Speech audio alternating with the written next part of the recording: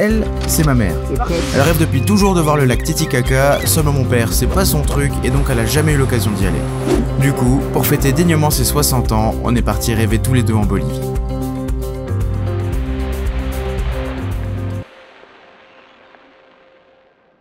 Dirigez-vous vers la gauche. Je crois que tu vas me faire vieillir avant l'âge, mon fils. Moi là, je te donne 34 peut-être. Ouais, 34. Pas plus. Mais le double. Joyeux anniversaire en tout cas. Merci. Oh maman, t'es excitée de tout ça? Pas excitée, anxieuse. Et l'Amérique du Sud, c'est pas n'importe quoi, hein. Ça va être génial. Écoute. Eccolo il buone Madrid. Madrid, Madrid.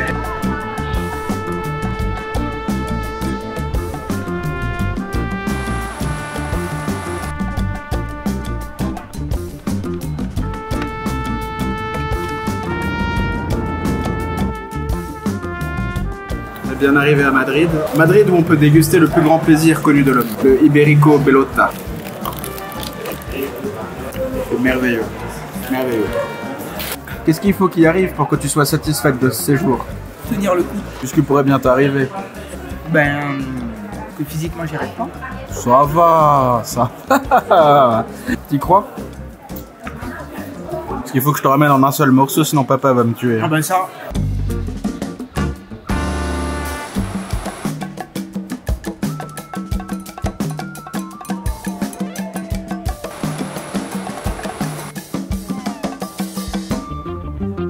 Après un vol plus long qu'un TP de calcul scientifique en école d'ingé avec activité remplissage de documents dont on ne comprend ni le contenu ni l'intérêt, on mettait enfin le pied en Bolivie. Oh, ni. C'était si court dans la vidéo et si long dans la vraie vie. Encore un avion, allez. Ma mère s'est alors pris un bon petit-déj américain. Si j'avais été au courant de la médiocrité de la cuisine bolivienne à ce moment-là, j'aurais sans doute fait pareil. Il est 6h du mat, il fait 25 et qu'une humidité à décoller n'importe quel col, c'est insupportable. On est content quand même. Après ces réjouissances, troisième et dernier avion de la journée pour Sucre, pour initier notre montée en altitude vers l'altiplano dans 3 jours. On a partagé le taxi jusqu'à la ville avec Paul et Léa, deux Français rencontrés à Santa Cruz. Le dépaysement était immédiat, je m'attendais pas à ce que la vie des Boliviens excentrés ait l'air si précaire.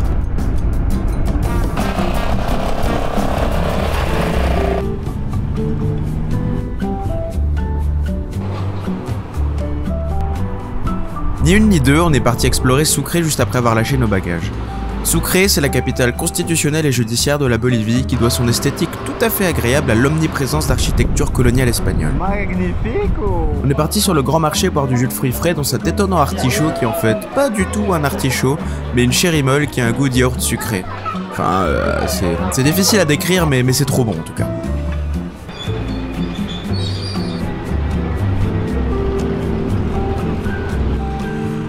Dans Sucre, il y a plein de jolis squares qui portent presque tous des noms de dates. On sait jamais trop ce qu'ils commémorent vu qu'ils précisent jamais l'année. Ce qui est sûr, c'est qu'ils commémorent des tas de trucs.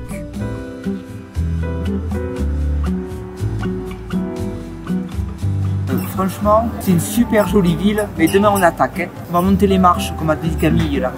Hein? Là, à mon avis, on va moins rigoler. J'y arriverai. J'ai pas d'être demain là. Hein. Ouf, t'as pas envie? Mais si, tu te vois. Je te gratterai pas, mais j'y arriverai.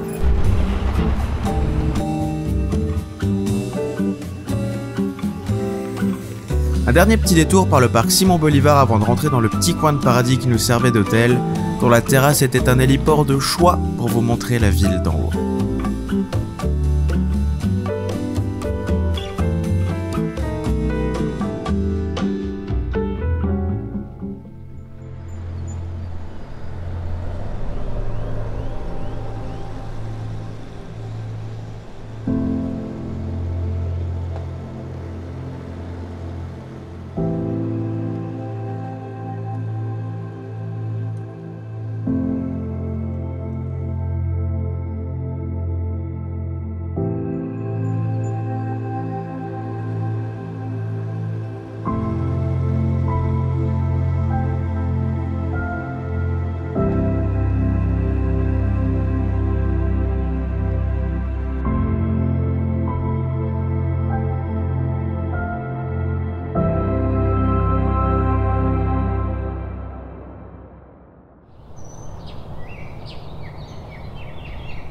lendemain, ça avait pas manqué. Le temps très sec et les vapeurs de GPL dégueu qui règnent dans les rues m'avaient rendu malade.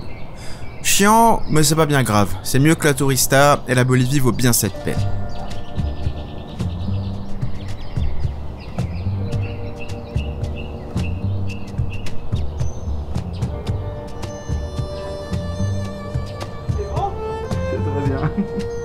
On est alors reparti en ville visiter le musée de Simon Bolivar, le Libertador, comme ils aiment l'appeler ici.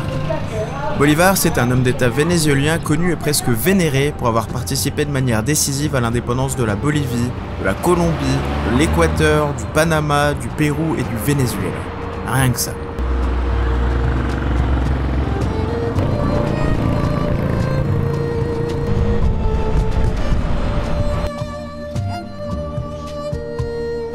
L'entrée du musée est caractéristique de Sucre qui comprend des dizaines de patios, ce genre de cours intérieur enclavé des quatre côtés par des bâtiments qui donnent sur les rues.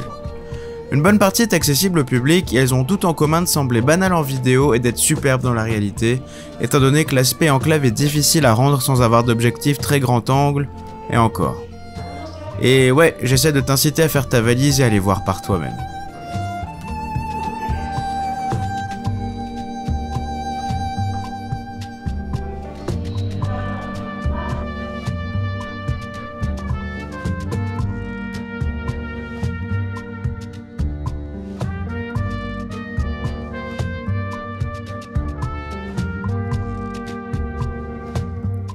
Au détour d'une énième place qui porte un nom de date, on a recroisé Paul et Léa. On est parti manger à la cantine du marché et ça aurait été une des rares fois où la bouffe bolivienne était correcte. Mais non, c'est de la vidéo. Mais qu'est-ce que c'est de la vidéo, mais je sais jamais si tu filmes ou quoi, toi. Mais je filme tout le temps. Toi, tu filmes. C'est qui filme là? Ouais, il est comme ça. Ah oui, c'est ça. Il a tout compris, monsieur. Tout compris. Donc quoi, tu nous as encore embarqué, toi? Ah bah écoute... On est ensuite retourné au stand jus de fruits pour se mettre bien.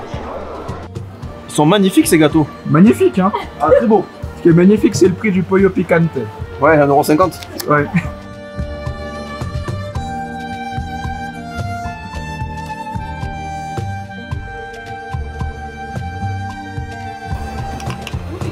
Santé. Pour préparer le terrain du lendemain soir, on a décidé d'aller voir où se cachait la gare routière de Sucre. Patty ayant ressenti une envie irrépressible de boire un café, on s'est engouffré dans une petite supérette qui vendait le café d'un chinois chelou qui ressemblait plus à un gourou de secte New Age qu'à un torréfacteur. Mais bon, le café était bon. L'un des gérants de la maison d'hôtes nous a offert quelques feuilles de coca. Donc c'est pas celles-là qui servent à fabriquer de la cocaïne. Celles qui servent à fabriquer de la cocaïne sont plus grandes. Si jamais ça vous intéresse de vous lancer dans la cocaïne. J'aurais peut-être pas dû dire ça. T'en as dans la bouffe là? Qu'est-ce que ça dit? Ça n'a pas de goût pour l'instant. Ah, ça commence à avoir du goût. Ah, c'est un peu dégueu hein, quand même. Hein. Tu sens du goût toi? Oui, après oui. Tu vas voir. C'est pas transcendant hein. Non, mais de toute façon c'est pas fait pour avoir du goût. C'est fait pour fluidifier le sang. Mais c'est difficile de se dire qu'on peut pas l'avaler. Si, c'est un peu dégueu ouais. C'est vraiment pas transcendant du tout. Mais c'est difficile de dire qu'on doit pas avaler. Faut bien finir par l'avaler non? Non, ça se crache après. Non, non ça s'avale pas. Quoi? Ça se garde là. T'as vu des gens cracher dans la rue? Non, ça se mange pas. Bon écoutez, on n'est pas encore tout à fait au point. Faudra qu'on s'exerce un peu. Pour l'instant, moi je l'ai gardé là, t'as avalé toi? Une partie ouais. J'en ai encore dans la joue, ce qui est assez désagréable, hein, faut l'admettre. Et moi je sens déjà mon sang qui se fluidifie. Tu sens pas ton sang? Ah là j'ai gagné je pense 2000 mètres en cardio déjà. Minimum. Je dois avoir les pupilles dilatées et je suis prêt à aller faire la fête. Bon celles-là elles sont un peu sèches comme il nous a dit hein. À un moment on doit être frais. C'est pas franchement dégueu en fait. Hein. Oh, c'est pas bon. Bon ça me déplaît pas plus que ça. C'est fadasse ascendant amer. Et c'est à ça que ça ressemble de près donc c'est hyper banal. Ça se trouve il y en a dans la forêt à côté de chez toi, t'es même pas au courant. Je pense pas, hein. Sauf si t'habites en Amérique du Sud. Mais ouais. Feuille de coca. Testé et pas franchement approuvé pour le moment. Voilà. Non mais... Messieurs, bonjour. Après s'être goulûment dopés comme des cyclistes colombiens, on était fin prêt à arpenter les escaliers dont notre hôte nous avait parlé.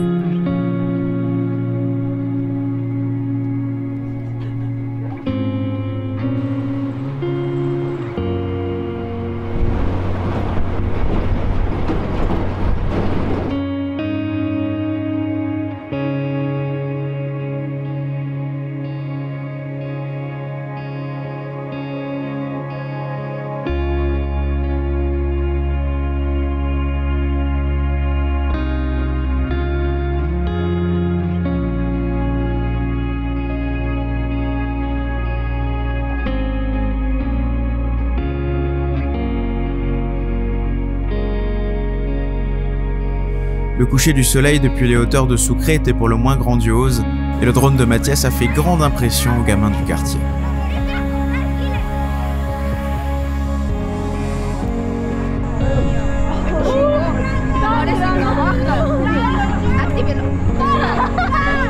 Alors maman, ce séjour, qu'est-ce qu'il représente pour toi? Beaucoup de choses. C'est compliqué à dire, c'est intemporel. Se retrouver là, dans ce pays, avec toutes ces couleurs, toutes ces images, tous ces gens, c'est comme si on vivait une vie en parallèle, quelque part. On se demande si on peut retrouver le monde réel à un moment donné. Comme tous les voyages que j'ai pu faire, vivre le moment présent, c'est ça qui est important. C'est le plus important. Et tu y arrives ici? Ouais, ah ouais, je crois, oui. Oui, je crois, je suis même sûr. Ouais. Tu te détaches du quotidien? Ah oui, plus penser au boulot. Si, quand j'en parle, j'y pense. C'est con, mais il fallait pas que je dise ça. Ça, c'est sûr. C'était nul à chier. Je sais pas, enfin... C'est quelque chose d'intemporel. Je sais pas, les mots sont compliqués à trouver parfois. Ah, ça je sais bien. Hein? J'espère que cette interview trouvera sa petite place dans le montage. Bien évidemment. Eh oui. Est-ce que tu es heureuse? Mais oui, forcément. Forcément, je suis avec mon fils. C'est normal. C'est tout ce qui compte. Puis avoir laissé mon chéri à la maison, ça me fait un peu de peine, mais bon, c'est mon voyage. Voilà, c'est le mien. C'est ton cadeau, il est à toi. C'est à moi et je pense que papa, il est vachement content que je sois là aussi. Ma 60e année sera mémorable, je le sens. Aucun doute. Aucun doute. Et les 10 prochaines aussi. C'est tout ce que j'espère.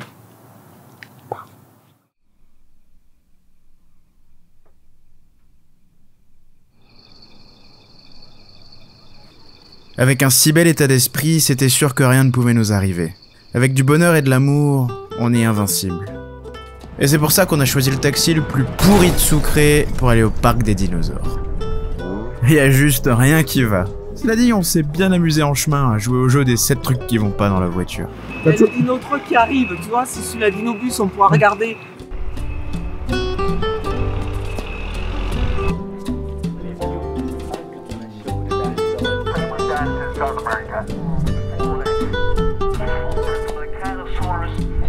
On a vu plein de dinosaures en plastique taille réelle et ça c'était super chouette. Sexy time. Wow. Sexy, sexy. En contrebas, on a pu voir de véritables empreintes de dinosaures qui ont été fossilisées. Fondamentalement, c'est extraordinaire que ça ait survécu, mais c'est si improbable comme phénomène qu'on réalise pas vraiment et du coup ça perd un peu son effet waouh.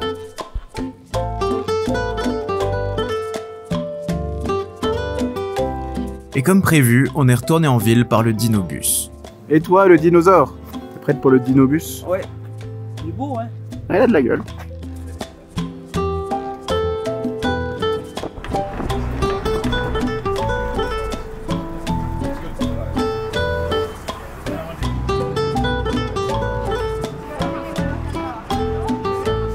Hier, c'était pas la grande forme. En début d'après-midi, je suis retourné à l'hôtel parce que j'étais en train de crever. J'avais de la schnougole jusqu'au cerveau. Et aujourd'hui, ça va mieux. Puis ce soir, 21h, on se dirige vers l'arrêt de bus pour partir à Uyuni, visiter le désert de sel et les trucs environnants. Le truc qui m'angoisse un peu, c'est que l'agence qu'on a engagée, elle a pas l'air hyper fiable. Mais bon, comme on est avec des autres gens, pire si ça se passe mal, et ben on rigolera tous ensemble de notre malheur. Allez, bisous, on se retrouve au cimetière. Et c'était pas de l'humour noir, on est vraiment allé au cimetière de Sucre, connu pour sa grande beauté.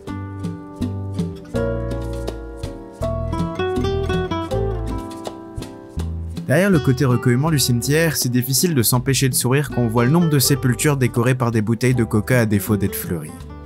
C'est sans doute parce que le coca s'affane pas.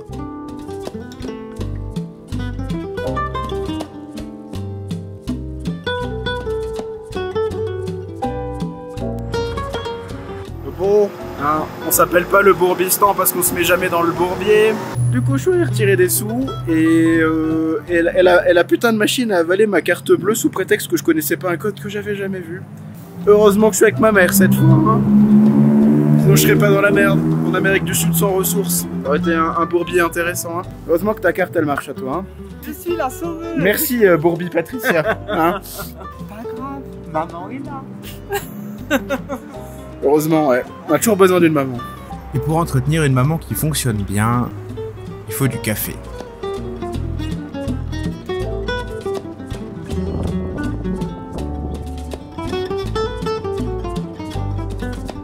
Infusion de coca parce qu'il faut bien tester, hein. Après que ça aide avec l'altitude et comme demain on y va, je me prépare. C'est pas mal. Je pense que je vais commencer, je vais en ramener plein en France pour commencer un trafic et financer la chaîne. On va faire comme ça.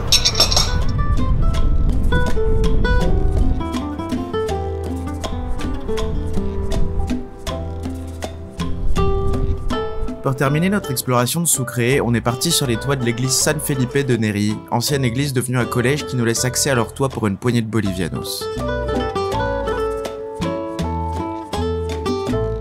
Ça offre une super vue à 360 degrés des clochers environnants d'un blanc immaculé, qui semble être incompatible avec la pollution des GPL.